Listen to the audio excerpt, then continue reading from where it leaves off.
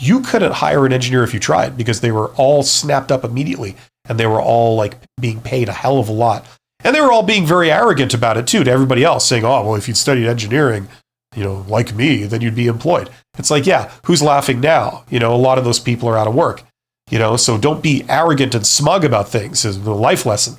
But the thing that I've noticed working with a lot of those people over the years is that a lot of them, all things being equal, they don't have great social skills, and that hurts them.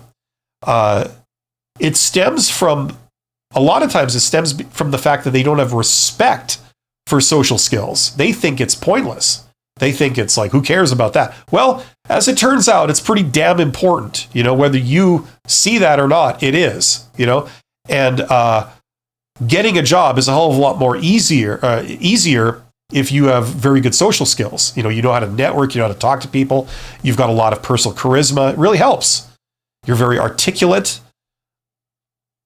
Now if you can find someone that's got like really good technical chops, plus they have the social skills down, a lot of the soft skills, you hire that person, because that's rare.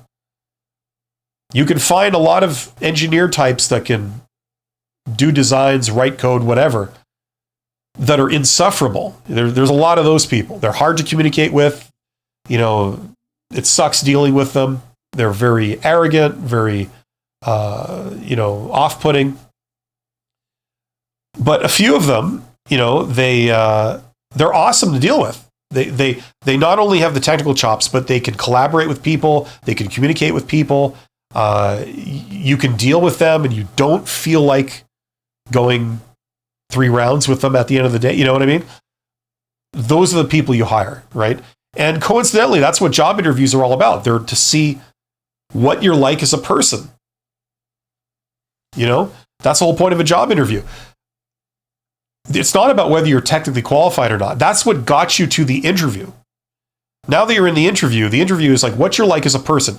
It's for the hiring manager to be able to say, can I deal with this person?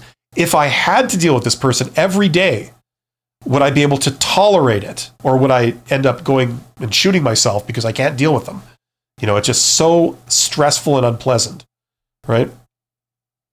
That's what the job interview is about. And other minor technical things like, do you actually want to do this kind of work? Are you suited to this work?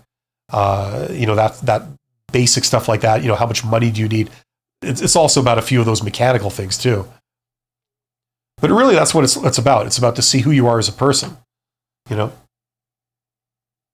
that's what interviewers are looking for in like a technical person.